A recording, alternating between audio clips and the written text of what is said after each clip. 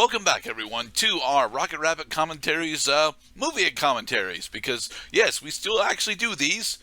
It's just been forever since we did our last one, because I had problems picking out what movie that we wanted to do. And I decided to pick out one of my favorite movies, Pokemon the Movie 3. Now, why are we not doing Pokemon the Movie 1?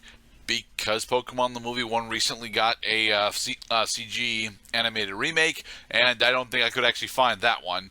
And I would want to do that one specifically because it doesn't actually change the movie all that much, but, you know, it looks better. And why aren't we doing Pokemon the Movie 2000, which everybody loves? Well, because I don't actually like Pokemon the Movie 2000.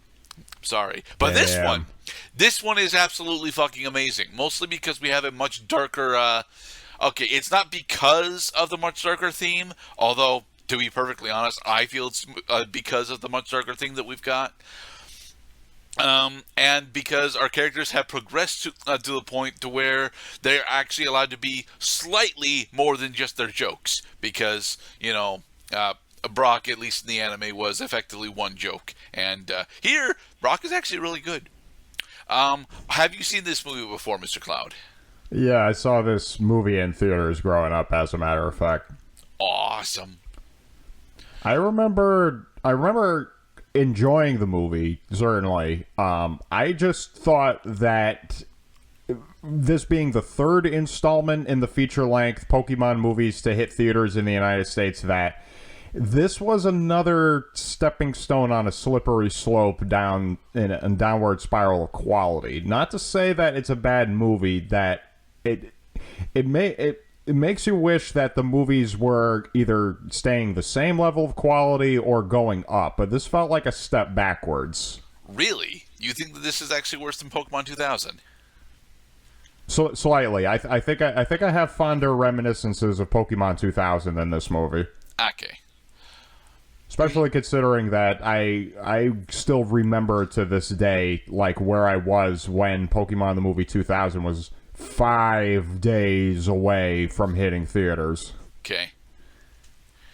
This movie is certainly enjoyable, set in the Pokemon universe, following our heroes in the original Pokemon anime run with the trio Ash, Misty, Brock, friend Pikachu, and other colorful, cute, cuddly Pokemon joining us along the way as we head onto a new adventure. That I have to throw at you. We are past the Indigo League, actually. We are early days in Johto, actually, is the timeline for this movie. Early days in Johto, yes, very early. Alright, so with our primer out of the way, I think we are ready to start. We are starting after the advertisements, which would normally accompany the movie, because I don't remember if this actually got a DVD release, but the VHS tape had a lot of advertisements on it. So there. Yeah, they tended to do that back in the VHS days. So, we set? Yeah, we're also set to take a mid-movie intermission, and your commentators, Mr. Gerdat and Mr. Cloud, will let you know when the intermission has begun, so that those following along with their own movie at home will know when to pause the movie in order to accommodate for the intermission, which also will be followed by another countdown in. Alright, shall we begin, Mr. Cloud? Yes, we are ready. Now, are you ready out there in movie land? Yeah, I certainly you are. hope so. Oh, yeah. Let's do this. Okay. 3, 2, 1, press play. Also, Dan Green is in this movie. Oh, thank God for that. He plays Entei, doesn't he? Yes, he plays Entei and Molly's dad. See, I did not have that association growing up with this movie, so that will be found very pleasing to the mature and adult Mr. Cloud here. I do wish that our copy had closed captions, but it does not. Oh well. It's a Pokemon movie. They're talking about Pokemon, they're talking about the legendaries.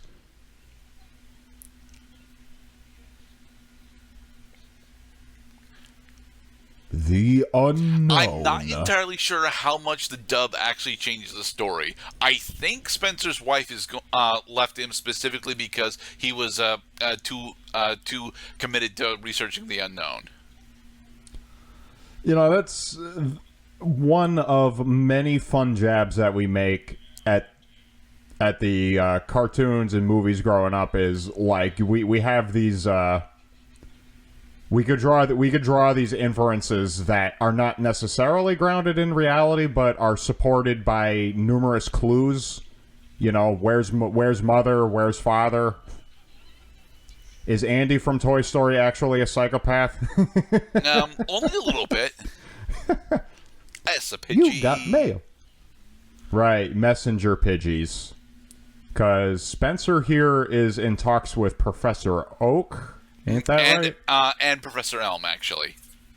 This is neither of them, but yeah, we will learn later that Professor Oak has actually been monitoring Spencer's research on the unknown for some time. And those of us following along from the horror movie classic The Exorcist may realize that men on archaeological digs and excavation sites are likely to have their entire houses infested by demons and what have you. Or in this case, eldritch entities. The Eldritch.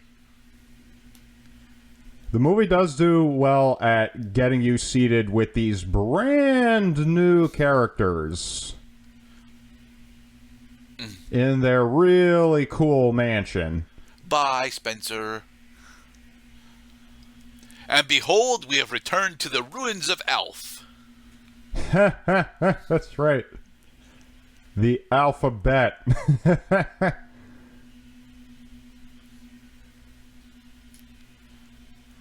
Now, as a kid, the alphabet shapes that the Unknown were making were actually still very confusing to me. I could make out a good portion of them, but without full context, I just straight up did not understand this puzzle.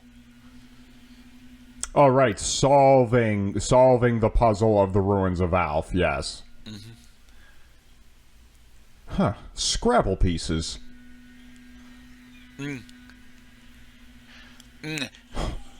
Spencer has fallen under attack by computer-generated images. Yes, behold the Eldritchian powers of the Unknown.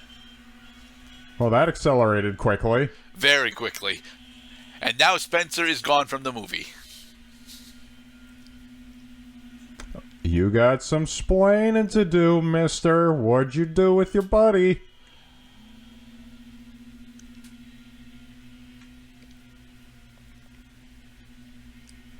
And here, poor little Molly is in this gigantic house all by herself. Yeah. Guys, why did you bring the treasure chest back? Well, there must be an explanation.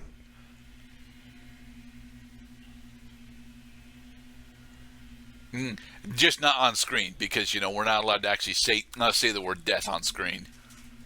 I mean, they can't prove that he's dead. This is Pokemon. That there is definitely some kind of Pokemon powers at work.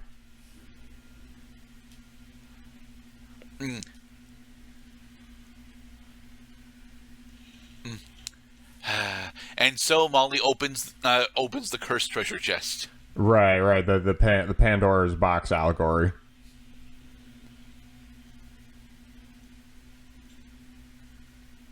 P.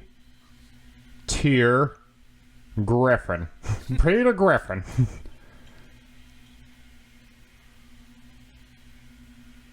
And then once again, tears activate the Pokemon magic.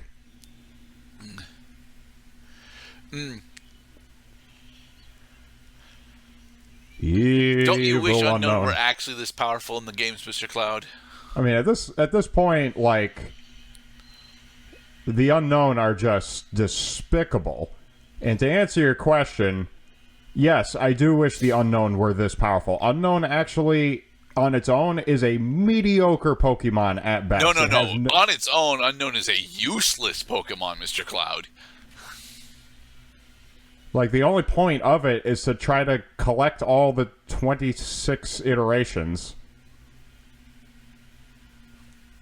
Well, actually, we're up to 29 because you get exclamation mark, you get a question mark, and I think there's one other character. Colon? It's not colon. Oh, finally! Now we have the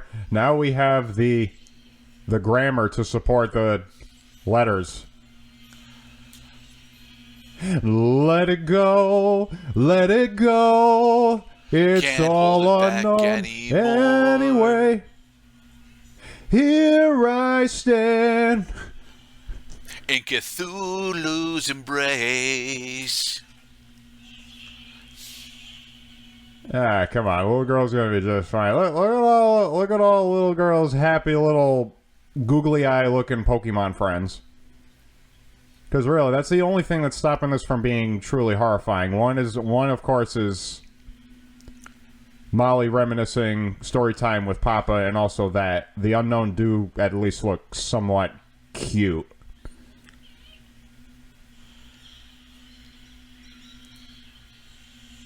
And here's where we get our only real explanation of what is actually going on. Molly's extreme depression and emotions are related to her grief. Yeah, they're directly influencing what the unknown are doing. Right, because the unknown are Pokemon, and Pokemon are they're supposed to obey Pokemon masters. So here we could treat Molly as the master of the unknown at this point.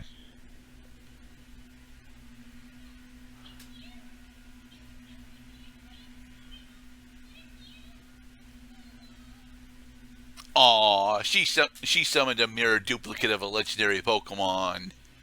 Right, that this is not actually Entei. This is the unknown's Simulacrum. manifest.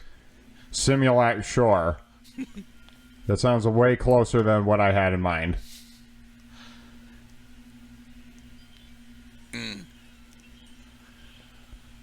Oh, look at this. The maidservants now are without a job. What to do? Now, why should we care? Because they're Pokemon to collect, of course.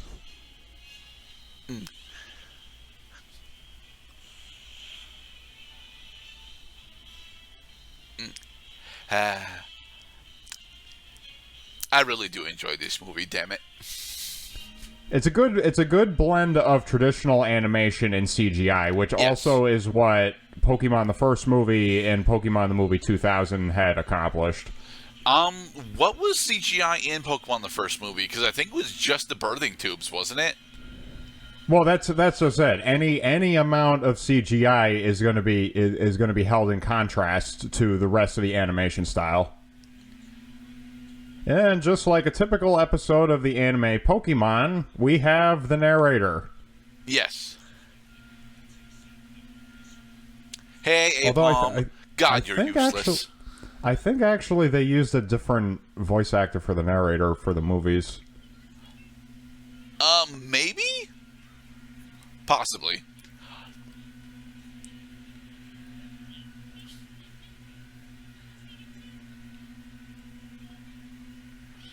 Looking for love.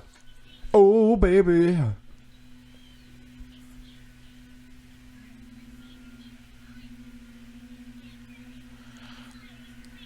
That's right. So we are, we're past the first couple of badges for Ash, but Chikorita has not yet evolved into Bayleaf.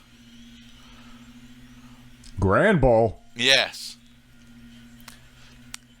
I actually really like this remix.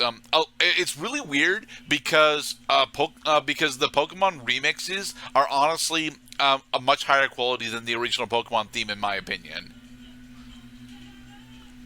The music that they have included with the Pokemon movies, like Backstreet Boys, has been definitely setting the bar where it needs to be with respect to the hype around these movies. The young people gotta just fall in love and have their ears massaged all the way through. Also, this trainer uses giraffe rig, and therefore she is my second favorite trainer in the movie. The Chikorita is not poison type, therefore he's just going to take a break.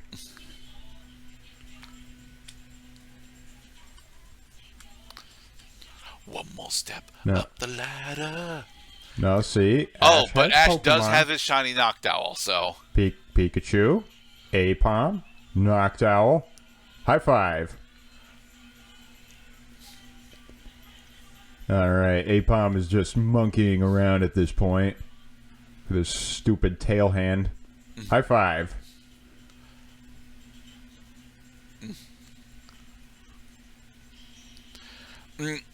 Alright.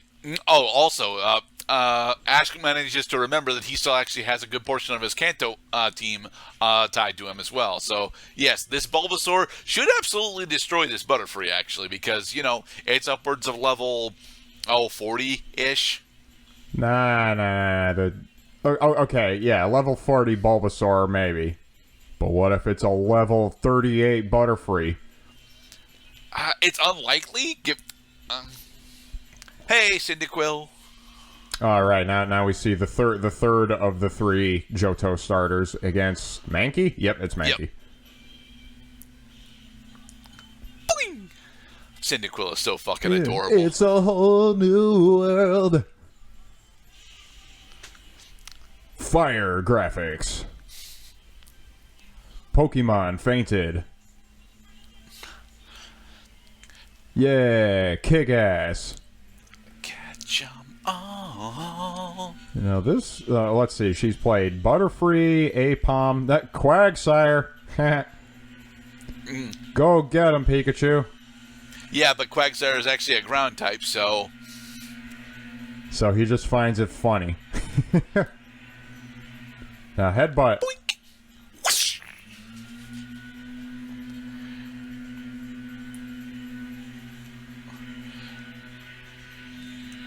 Let's go for a swing set ride, Pikachu. Then fly. Ouch. I think that actually... Right, because Quagsire did take some damage from that. And Quagsire fainted. My boy.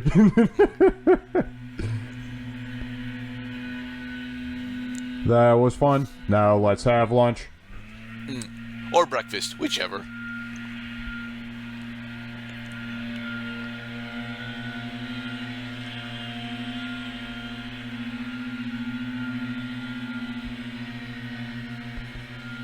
So Ash and friends were just on their dippity-doo kind of day, fighting Pokemon trainers and battles and such, having adventures, when all of a sudden they look out in the distance.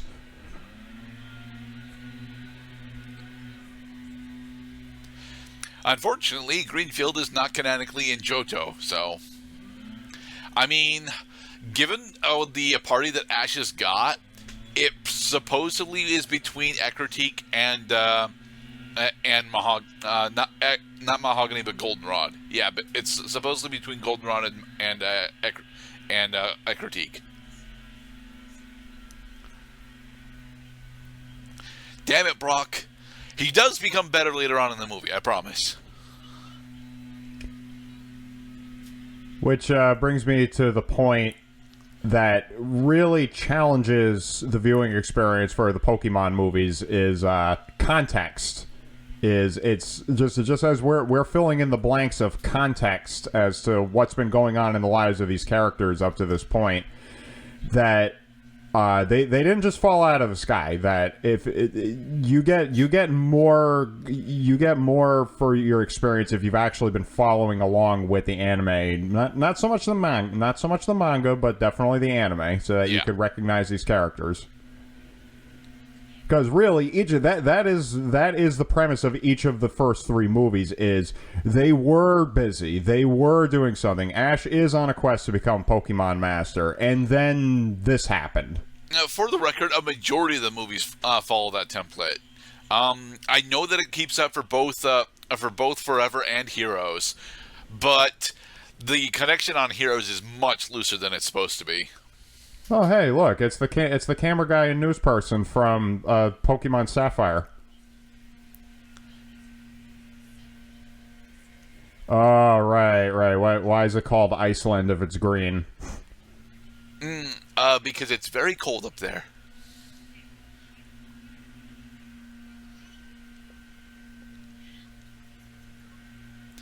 Hey, Miss Mom. Oh, right, and then all of a sudden, Ash's mom reveals that she had pictures of these characters on the fridge this entire time. Yes, Spencer is actually distantly related to Ash's mom. So, yeah, Molly. It will actually come up later that Molly is technically Ash's cousin. Yeah, which is fine.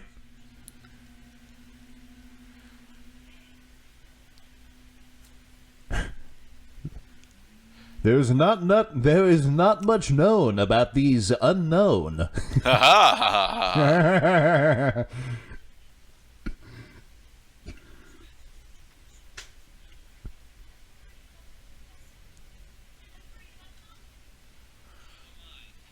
No. That's if they were only acquaintances growing up, then that means that they're not related. I might have actually picked that up from the sub. I'm not entirely sure. I mean, does it really It does matter? not actually matter for the record, because the this is the only time. The movie does not need that familiar connection because Greenfield is in fact being slowly encased in unknown's ice. So and that also leads to the third trope that also was prominent in the first two movies. Is there's an end of the world scenario happening right now? That unknown ice is not gonna stop with Greenfield. It's not gonna stop spreading until it covers the entire world. I mean, we don't actually have proof of that, to be perfectly honest. But it might as well be the case. Although with respect to like Mewtwo trying to conquer the world, and then what's his name sending the legendary birds on a field trip, this is actually the mutest of the three end of the world scenarios we see. Yeah.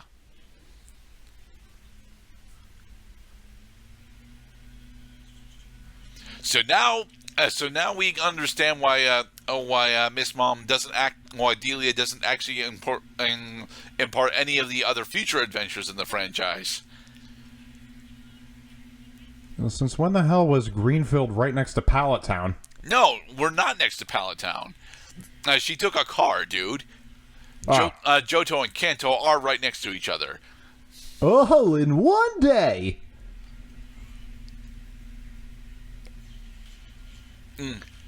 Behold, Entei knows extreme speed because it is Generation 2, and everyone that moves fast is supposed to have extreme speed.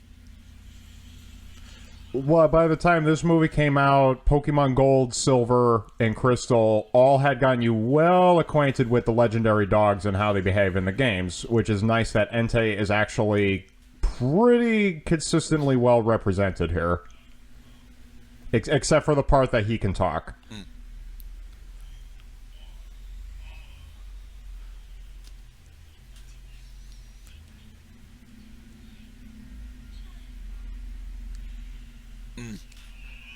If only Unknown could actually learn hypnosis, then it might actually be useful for something.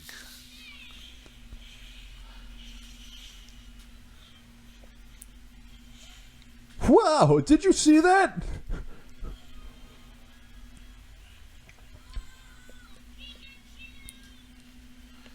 Right, Pikachu's trying to stop what's happening. Yep. Unsuccessfully. But unfortunately, Entei's high base stats allowed him to resist the Thunder Shock.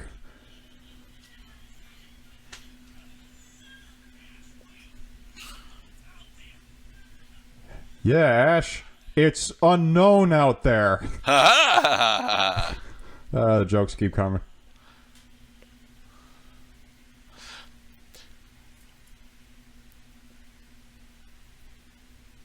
It is a cozy bed.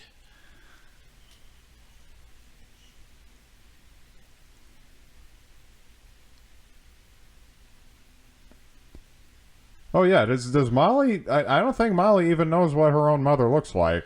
Yeah, she does. She actually does have a picture of her mom. She's the other chick in the hat.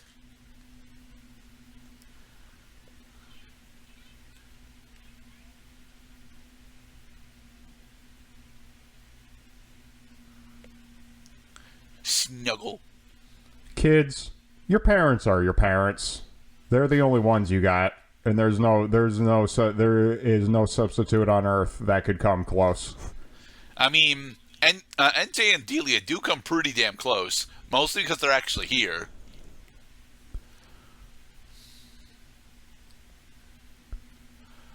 It's just a little bit creepy. That's all. It's very creepy. That's the entire point.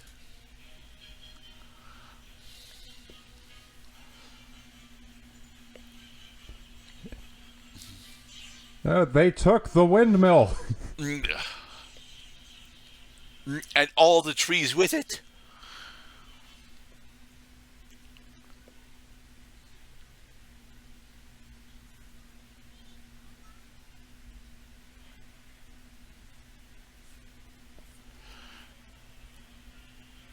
Let it go.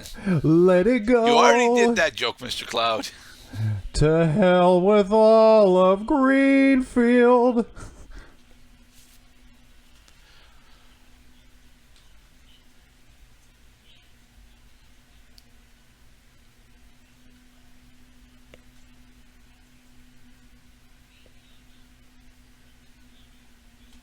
Oh, thank God we have characters who could fill in with a plot dump. And it's a very short plot dump, thankfully. He is the pokey prof after all. Also, Charizard Valley. Oh, right. This whole segment largely escaped me. This is where Ash's Charizard has been this whole time. Yeah.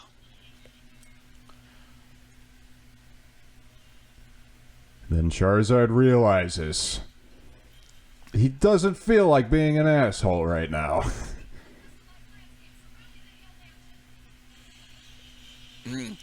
Well, it's heavy enough to splinter the ice, but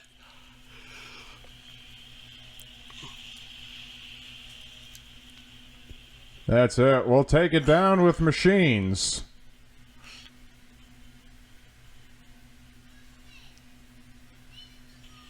and Well, now you're just being a little brat. spikes. Hey, you can really hurt someone doing that. That's all right. The dude's all right. He was wearing a helmet.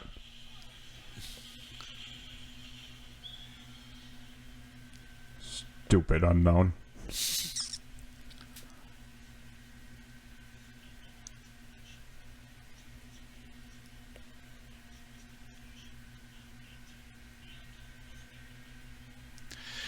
So what is our plan, Professor Oak?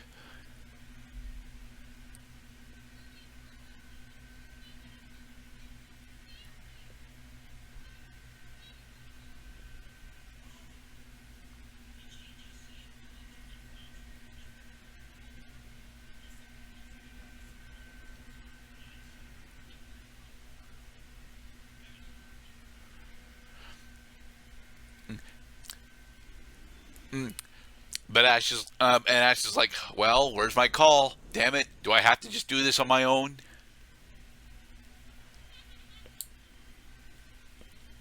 Now, about that whole, continuity thing, because these are people we're talking about. Okay. Surely this absolutely cannot go on forever.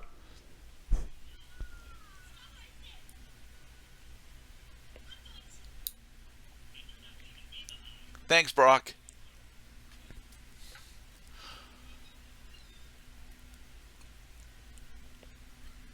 Oh, what? Apom and trainer friend are coming along too?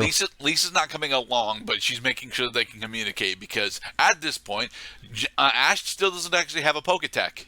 So. Oh yeah, that's right. The Pokenav. Yeah. One of my favorite addition to third generation Pokemon was the Pokénav. So then you can have rematches with people.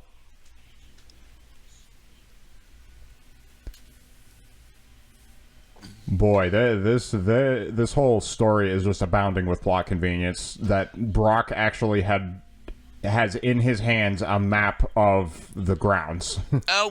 To be perfectly honest, it's not. It's he's likely able to acquire such a map from either Elm or Hale's assistant.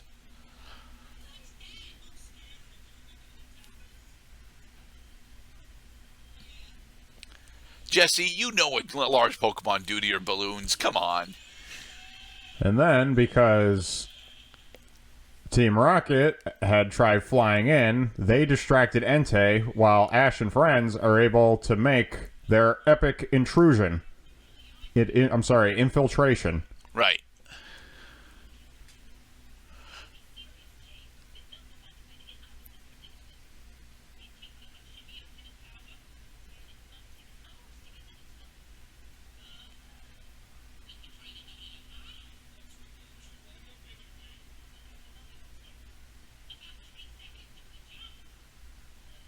Well, time to get your Pokemon. Come on, Weezing can float.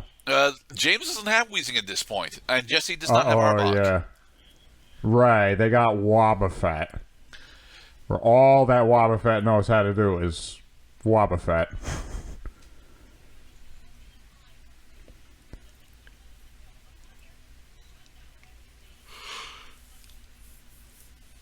We gotta call in the National Guard. We don't have a National Guard. We're in Japan.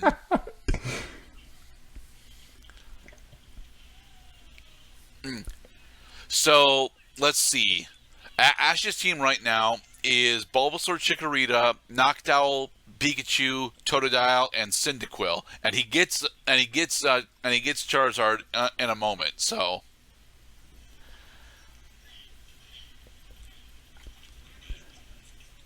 my Pokemon will help me find my mom, climbing up the crystal tower. Mama, I'm coming home. Professor Oak did say that was Entei. The unknown are gonna have their day. Mama, I'm coming home.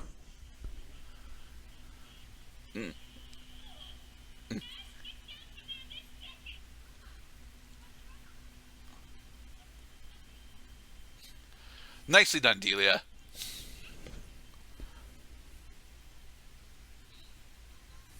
And this is why children make dumb villains, is because children are dumb.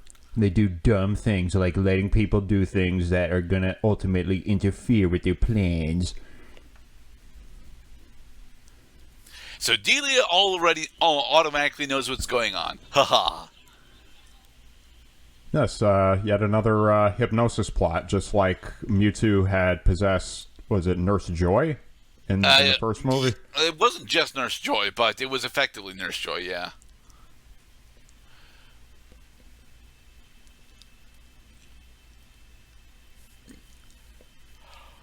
Now, if only they made a Pokemon video game based on this landscape. The Distortion World gets kind of close. Distortion World. I mean, I've never actually played through the Distortion World because that would involve getting through the normal campaign for Gen 4, and I dislike Gen 4 quite a bit. Yeah. You can't get a signal through all that. Come on. Why not? Like, as far as we know, it's only a physical impediment. Gerdat, I'm afraid that the density, the hardness, and also the ability of wavelength signals at so many hertz to pass through this material is unknown. Exactly, Mr. Cloud. But we did learn quite a bit, is that at least they're still able to communicate.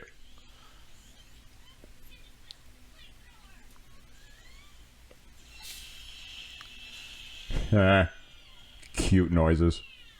And then the ice grows back. Brock has Vulpix. Haha.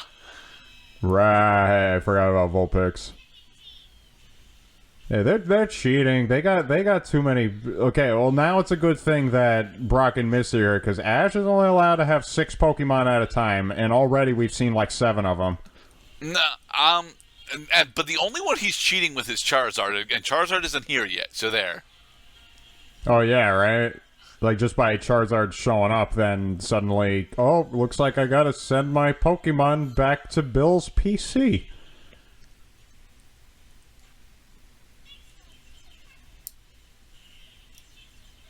Yay! See, just because we're in a dark and dangerous adventure doesn't mean that we can't be thankful for our friends. Right. In fact, we should be more thankful to our friends for helping us to rescue our parents.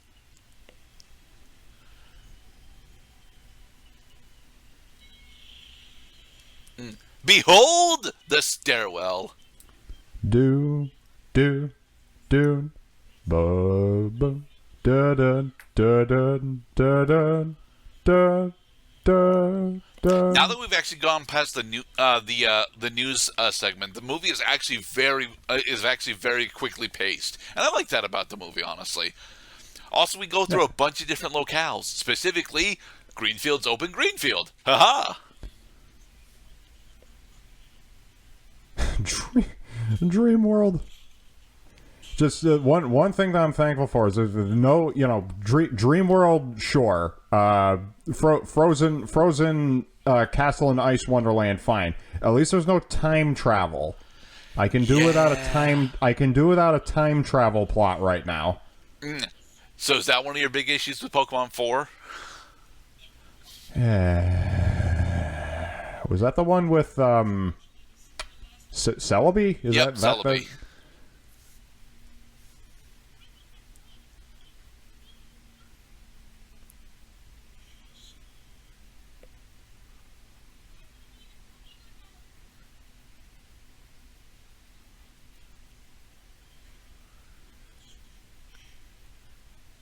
You can do anything.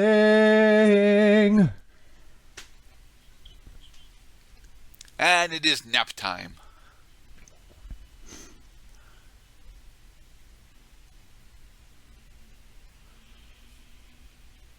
Sure, and Right. the stairs are, 20 feet ahead of you, but, just make new stairs, Screw the rules. I'm the voice of Brock. And Yugi. Wait, really? Yeah, and Tay is voiced by Dan Green. No. I'm talking about. Oh shit. Talking about how Brock and Seto Kaiba from Yugi have the same voice actor. Ah, okay.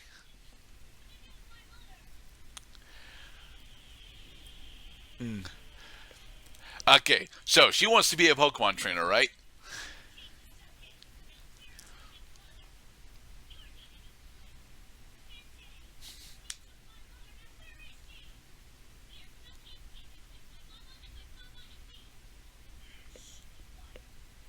Oh, now Entei's using his mouth to speak.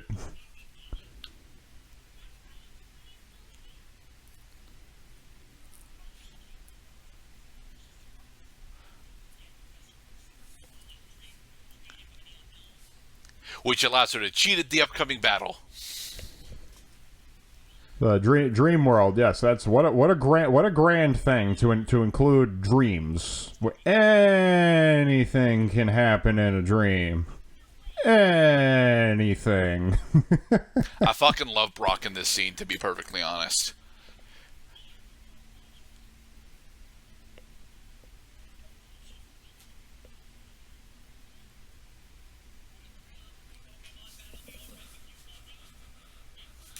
And we actually get to see most of this particular battle.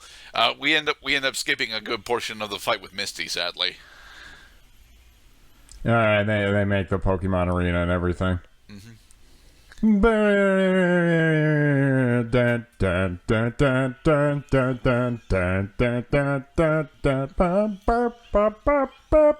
Brock, you really should have evolved into Golbat by now. Come on, dude.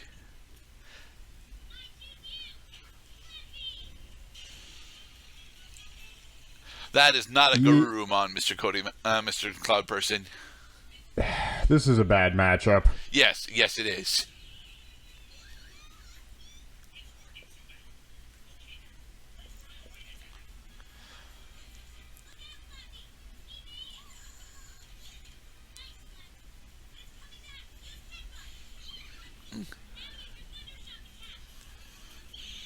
It's super effective. Poor Zubat.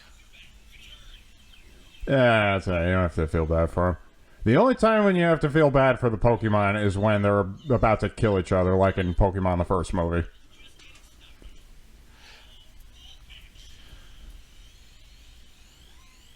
All warmed up, Vulpix.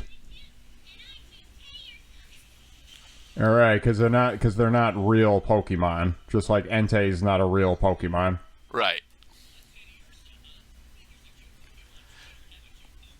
Brock, stop hitting on the 9-year-old. That is actually a valid criticism right now. Is like, because now you're forced to reckon with just that Brock is out to get chicks. But absolutely, they did not intend for that to be a thing. It's just unfortunate that of all three, why couldn't Misty have been the one who stuck behind? Well, she is one of the ones that gets stuck behind. You know, we are going to get into a fight between Molly and Misty, where Molly gets to use the most broken Pokemon in all of Generation 2.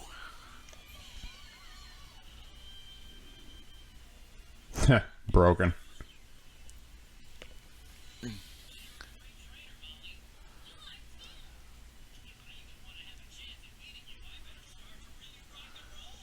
Yep, here comes Onyx.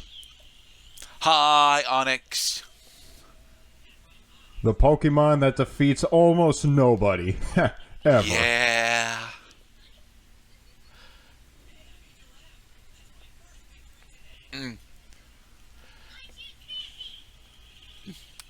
Hi, Fampy. Rollout is not very effective against another Rock-type Pokemon but because this You were is a saying, movie, Mr. Cloud. we're in a dream world. It doesn't matter. Rational matters, that is. All right, we need to take an intermission. We'll be back in a moment. Intermission time. We are returning from our intermission, and Ash, Misty, and Pikachu are more than halfway up the crystal stairs. More than halfway. That's funny. All right, are we ready, Mr. Cloud? We are, in fact, ready, Mr. Gerdat. All right, 3, 2, 1, press play.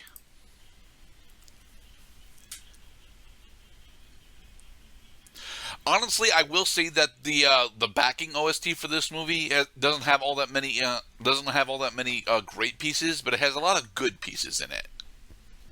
Yeah, if you've heard movie soundtracks, then this should come pretty familiar. Oh wait, oh yeah, and there's another thing happening. If Molly's here, and there's an avatar of Molly in the dream world, then who is who?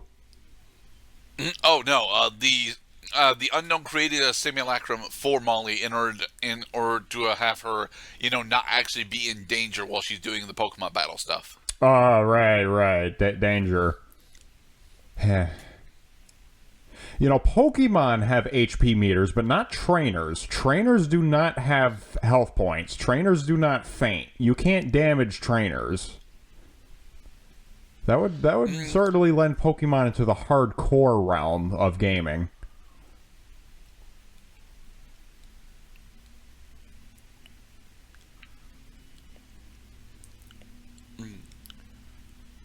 Story time. Yes, Entei has the ability to, specifically bring life to a beach. Welcome back, Miss Molly.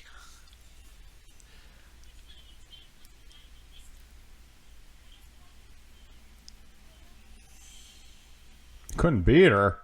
The lady just materialized out of thin air. How do you beat that?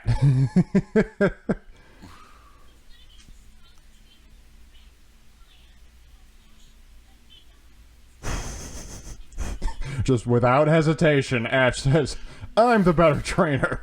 Misty sucks at Pokemon battling. Battle me. Well, technically, Misty doesn't. I don't think Misty has an on-screen win. Has Misty ever won a Pokemon battle in her entire career? She is the Cerulean City gym leader. One of the 4, remember? All right, now which form does she want to take?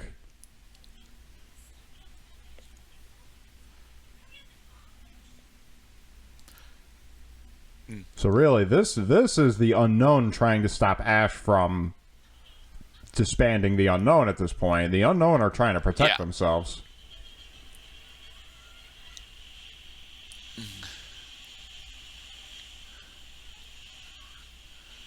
Ah, come on. It's not really water. It's just... It doesn't feel like that way to them, despite the fact that gravity still works.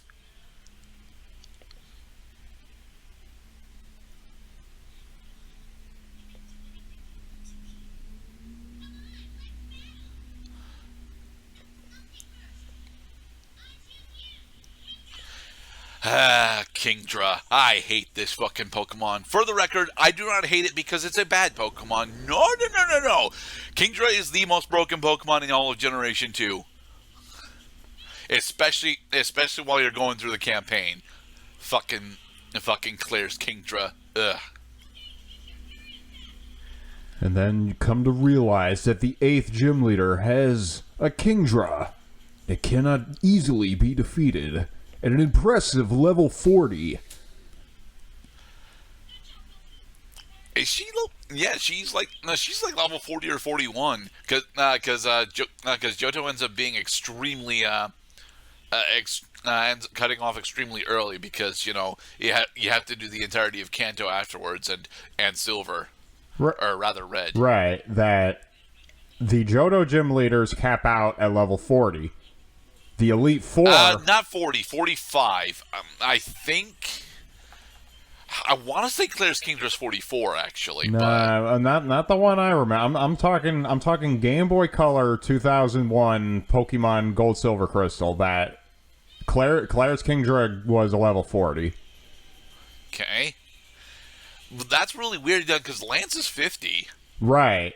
That's how low they cut the levels in Gold, Silver, and Crystal, which honestly, I liked that about those games, is that you didn't have to like raise crazy powerful Pokemon in order to get on with it. I mean, hell, the level cap was so low that the first gym leader didn't even have a double-digit level Pokemon. Yeah. Like, what is this? Am I just fighting birds that got pulled out of the wild like just 5 minutes before I showed up? Almost, actually. Faulkner's Pidgeotto is really bad. The only difficult thing about the entire battle is the fact that both Pidgey and Pidgeotto have Mud Slap. Mud Slap. They slap you in the face with mud so you can't see. Reduces your accuracy and makes the battle take way too long. Climbing the stairs. Gotta get your exercise, Ash. There's more to life than just standing around telling Pokemon what to do all day long.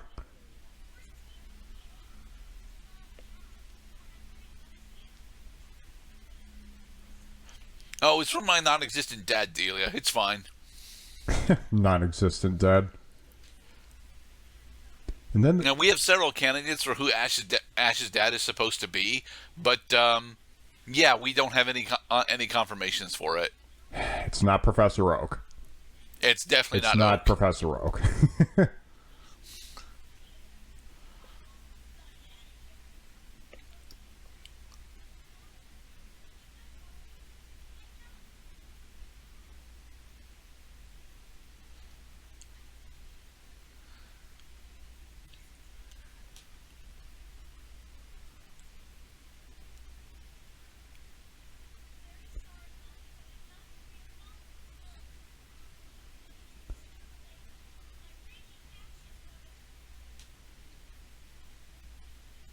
Oh, Entei, you better get back here and straighten this out. Little wish-making girl is getting upset.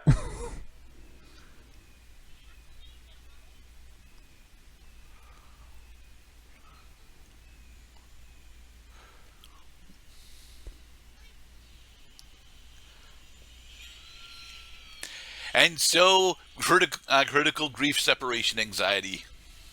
Well, I mean, to be fair, Molly did just lose her entire family. Yeah. Now these crystals are getting jagged.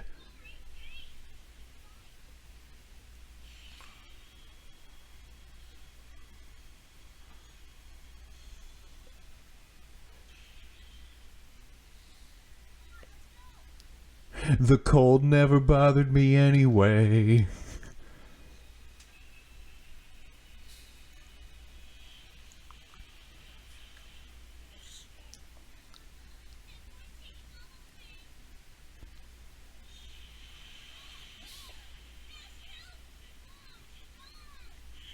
Yeah, just punch it harder, Ash. Really pack in those sound effects.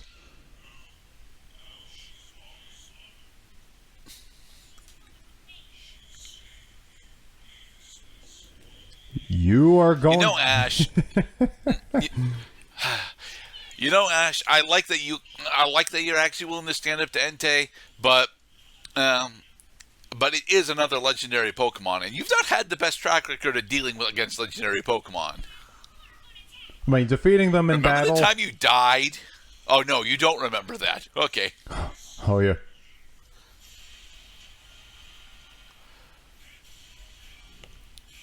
It's not quite Fire Blast or Flamethrower. It's technically Flamethrower, but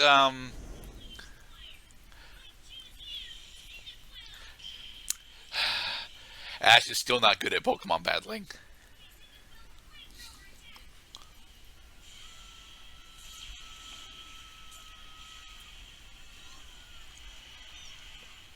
Yeah, and they do the fire meets fire thing where which fire is going to win out.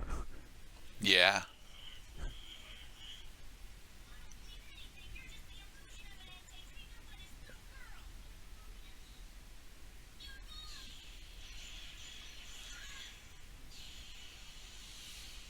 The suggestion of impalement is getting stronger as the longer this movie goes on.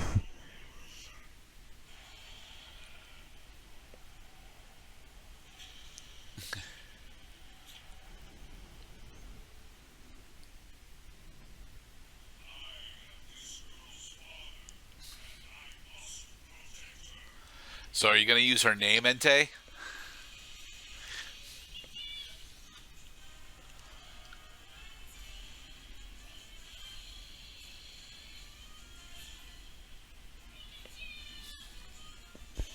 And then there was another thing too: is why did they give Entei the first honors? That there are two other legendary dogs, the Raikou and Suicune, but this is the only. Suicune gets his moment in the sun in the next movie, and Raikou gets an entire animated special devoted to him. Well, it's about flipping time.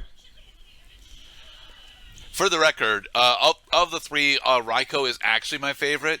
I am not a big fan of Suicune, despite how competitively viable it is in Generation 2, being so damn tanky. And Entei is objectively the worst of the three. Because it's a physical attacker, despite the fact that it's a fire-type Pokemon. Right. So. It doesn't get to enjoy even being its own type, which is pure fire, by the way. Nicely done, Ash.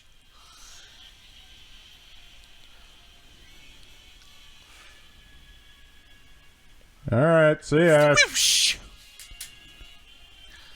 Thanks, Charizard.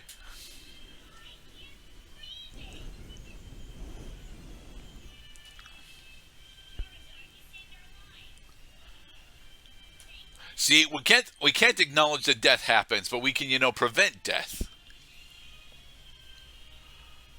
It's a movie. Now it's time to reckon with the forces of life and death.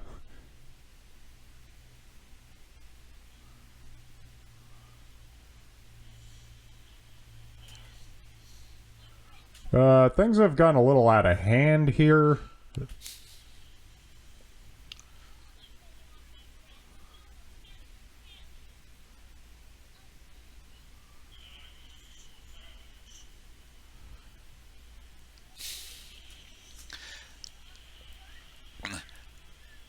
Come on, Charizard. You think did you evolve from? Thanks, Brock. Did you evolve from a pussy? No, you evolved from a Charmeleon, and that Charmeleon was a little dickhead. Charmeleon was, but Charmander was not, if you remember. This is the only impactful thing Team Rocket does in the entire movie. They haven't done a goddamn thing yet. Yeah, they don't do anything in this movie. They rescue Ash from falling from the tower, and that's it. And they get a mention by being on the newscast. Breaking news in Greenfield. War has broken out.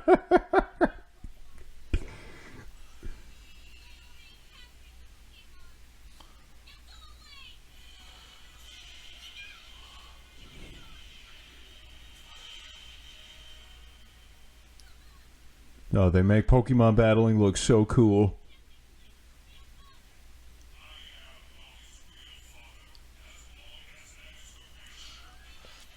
Oh, look!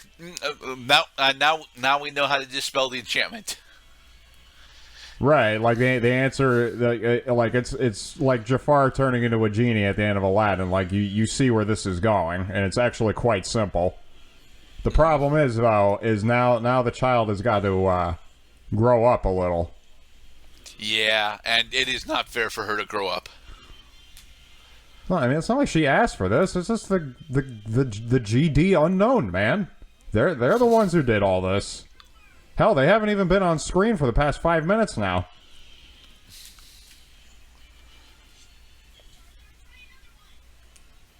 I don't have infinite power points, Ash. Ash, you can't solve all your problems by blowing flamethrowers at it. You sure? That's how Charizard solves most of its problems. It's either a flamethrower or a seismic toss.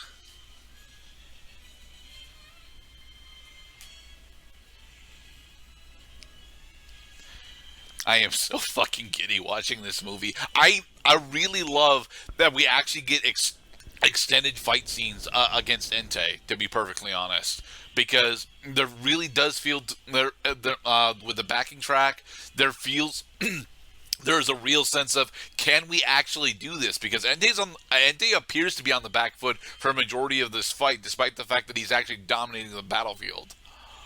Yeah, and it's nice to see the Pokemon acting consistently with how they behave in the video games. Because again, Entei, you spend almost no time actually fighting Entei, because every time you catch this you catch this Pokemon in an encounter, you wonder at every single action, is he about to run away? Right. That's what they do. The legendary dogs are very good at fleeing combat. That's why they're so fucking hard to catch. Yeah.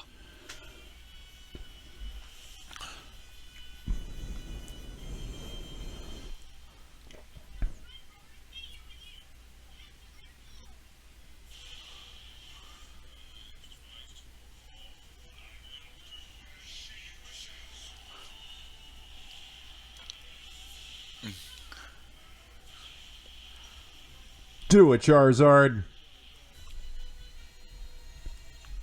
And then another explosion. So technically, the attack that they should be classified as here as Shadow Flare, but like Shadow Flare is a Final Fantasy attack, not a Pokemon attack. So, Well, it reminds me of Mewtwo from Pokemon the first movie. Like, does Mewtwo know Shadow Ball? Because yes, despite the fact that Shadow Ball doesn't exist in Generation 1. Not only does it not exist, but it's also not consistent with Mewtwo's strengths. That's not entirely true, actually, because both Espeon and Mew can learn Shadow Ball, so... Right, but Shadow Ball is a physical type attack because it's Ghost type. True. And Mewtwo does not have very good... But Mewtwo has great base stats, but attack is not one of them. Yeah.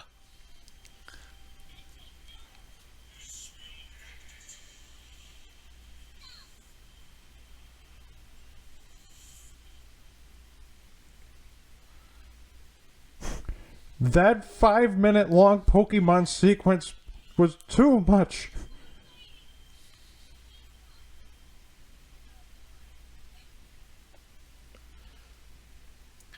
You sicked me on it, Molly. Come on. Well, it's time to put up or shut up, Entei. Whose agenda are you following here?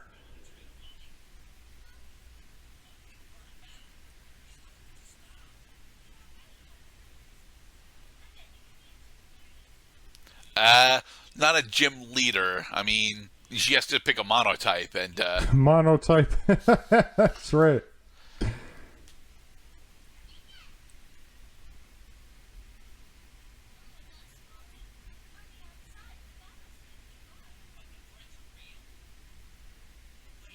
Oh my god, they're finishing each other's sentences.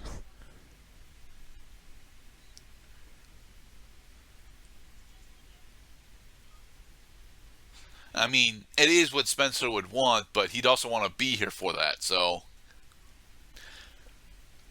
And the three crystalline Pokemon are just chilling in the background there.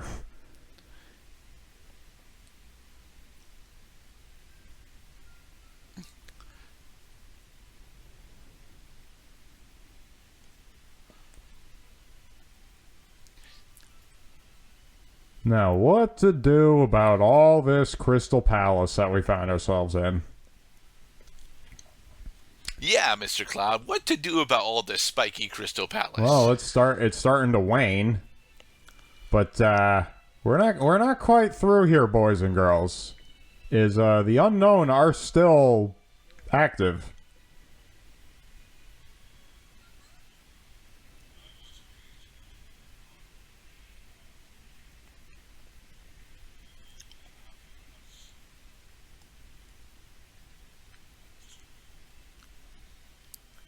Yeah. Hi, Meowth. Yeah, Team Rocket is flipping useless.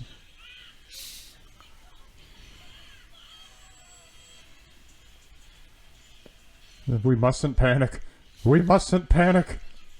We mustn't get impaled.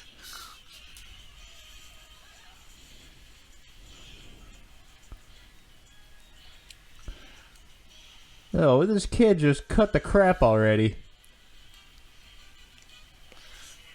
Thanks, Entei.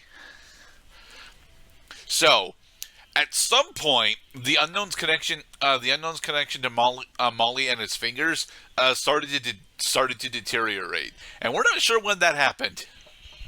Yeah, at once it was just an us and them plot. Now it's a three-way battle.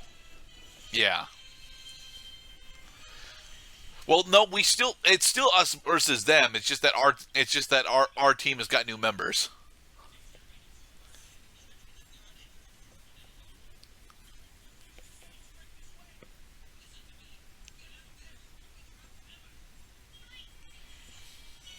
Forever and ever and ever.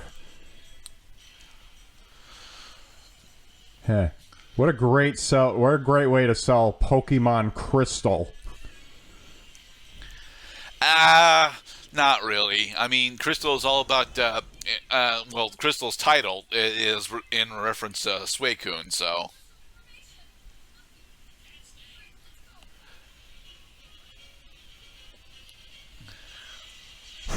We need backup. And so the Pokemon Center has been encased in unknown crystal. Stupid, useless, unknown.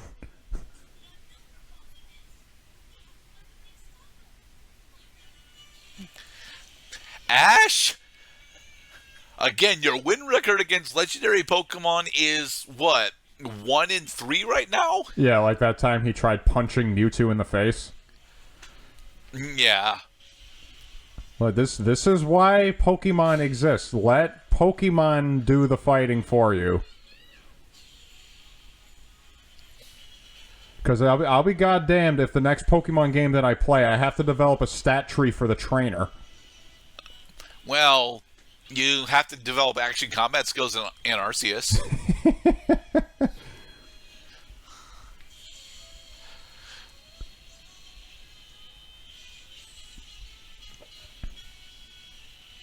It can be done, just not easily.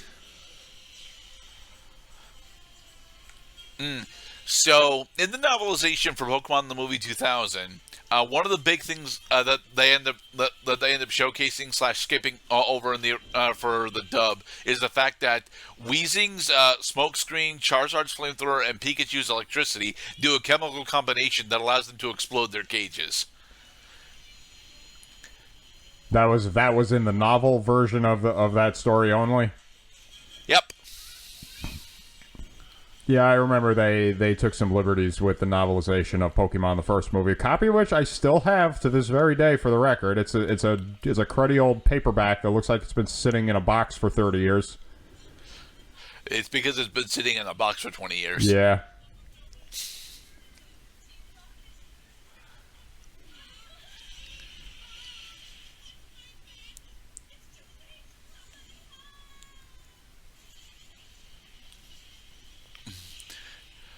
Well, we tried firing fire beams at it, Mr. Cloud, so what else can we do? Well, you got your water beams, you got your grass beams, your electric beams, your poison beams, your psychic beams. We got all kinds of beams. Just keep sending the beams. Oh, there it is, finally.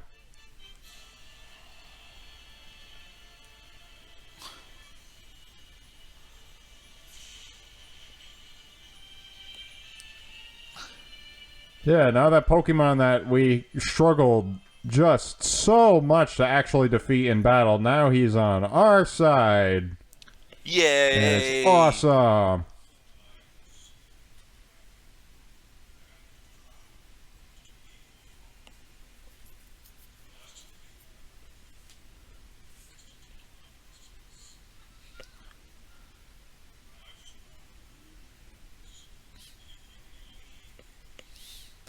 Nothing I cannot do. Dan Green does such a phenomenal voice acting gig here. Right. Well, like when the character and the expectations meet the voice acting talent, some wonderful things come together. Yep.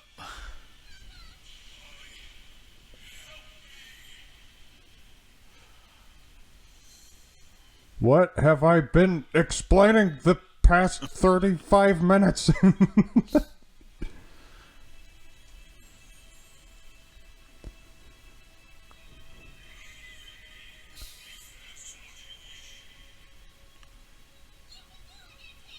Yay! She used his actual name, and of course Ash gets to help out too. No, guys. He's got this. Your boy has got the plot important powers here. You need not assist.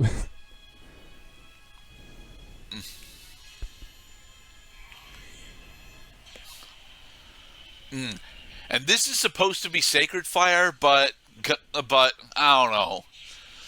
I don't think Entei gets Sacred Fire in Gen 2. He gets it later, but I don't think he gets it in Gen 2. Stupid unknown. So the spell of the unknown has been successfully disrupted. It's time to go, guys. Farewell.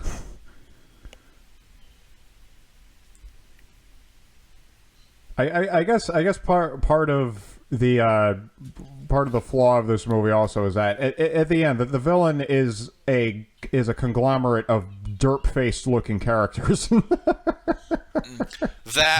Here's the thing: the unknown aren't necessarily the villains of the story. More so, the villains of the story is the tragedy of grief. Well, yeah, but the grief predicated on the unknown freaking kidnapping a person. Because see, any second now, Spencer's going to be back out of the unknown world, and he's going to be totally fine. Well, not totally fine. I mean, he was trapped in the Eldritch dimension for at least a full week, probably a full month. No. This entire movie took place all in just one night. Yeah, for our characters. But how long did it take? How long did it take for Hale's assistant to come back to the mansion? No, he came back to the mansion probably that same day. Okay. All right, come on, they're Pokemon. They can fly. Yeah, and Kanto and Johto aren't actually all that big, so...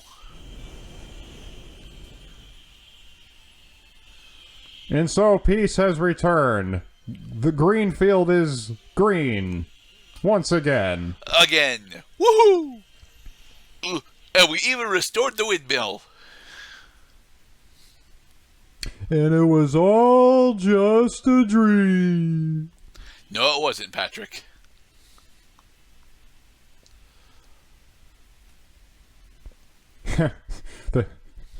the Stars members finally reemerged from the Umbrella Mansion. All two of them. The night has finally ended. Because it's just Jill and Chris that survive, right? I think so, yeah. Well, Wesker too. Wesker survives. Okay, but Wesker isn't a member of Stars anymore. But he was once. He was. Hey, Oak. I can't hear a word you're saying.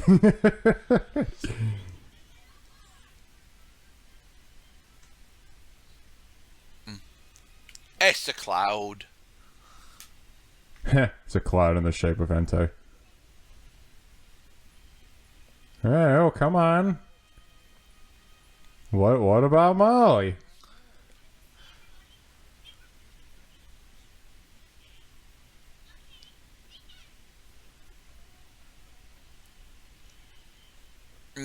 Hey, Officer Jenny. We didn't break any major laws, I promise.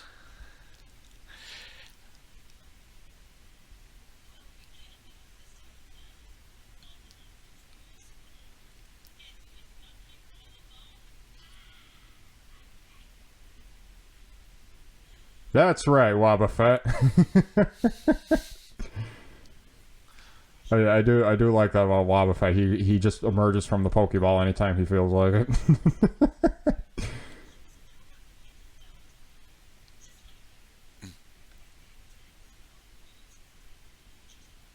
Haha. Inscrutable.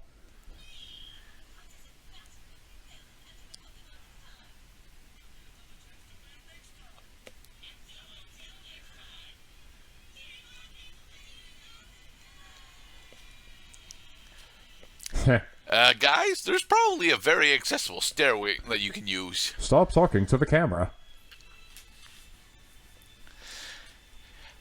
And so, has been Pokemon the Movie 3. It is honestly my favorite of the Pokemon movies. Oh, so Spencer doesn't come back. I've got a soft spot in my heart for a majority of the first 5. Oh, right. Yeah. Hang on a second here. First, all the stupid unknown go back. Hi, Spencer. And then the dude comes back. See, it's finally it all comes full circle. I really enjoy this movie. I honestly think that if there's ever a Pokemon movie that that you should go out of your way to watch, it's this one. Yes, Detective Pikachu is relatively good. I think that this movie's better, mostly because it's slightly shorter and it's actually paced better. And I honestly think that the action segments in this, although are not better than the action segments in Detective Pikachu, are still very fulfilling. All right, Detective Pikachu. I still haven't seen Detective Pikachu yet. It's good. You should go and see it. Eventually. Yes, eventually. And so Charizard goes back to the Charizard Valley. Personally, the big thing that sells me on this movie is our character interactions and the lengthy fight scenes that we get. Because although we end up skipping the last third of Misty's battle against Molly, and Phanpy only gets to have one attack against Onyx. For 2003, the animation in this is absolutely gorgeous, and it really feels heavy. Yeah, this is one of the best looking of the Pokemon movies. And now we're back in traditional animation land. Yeah. K Production and Artmax. What I find also quite peculiar about the movies is that they have no impact on the broader canon of Pokemon the anime, no matter what storyline you're looking at. Like, that is intentional, actually. of course. It's so that way nobody really feels weird left that out. It's intentional. Because if you go by movie canon, Ash dies at least once. Yeah. So it's kind of weird that that the anime canon doesn't actually use the movies at all. But I honestly think that they should, to be perfectly honest. I think that Johto Journeys would have been a bit more impactful if both of its movies were actually were actually referenced during the anime. But admittedly, I stopped watching Johto Journeys before we got to Ecruteak. Actually, before we got to Goldenrod. So maybe I'm wrong. Well, looking at it in terms of, and my God, going back 20 years and how far like media distribution. Oh, has holy come. shit!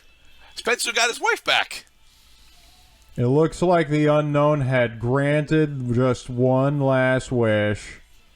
Yay! I forgot that Spencer got his wife back. But then again, I don't think I've ever actually sat all the way through this credit sequence, so... Hey, Teddy Ursa. Yeah, they make you really wish you stuck around to see the credits to the end.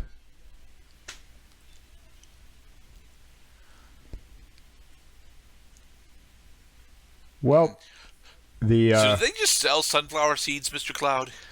I mean, it is a good business.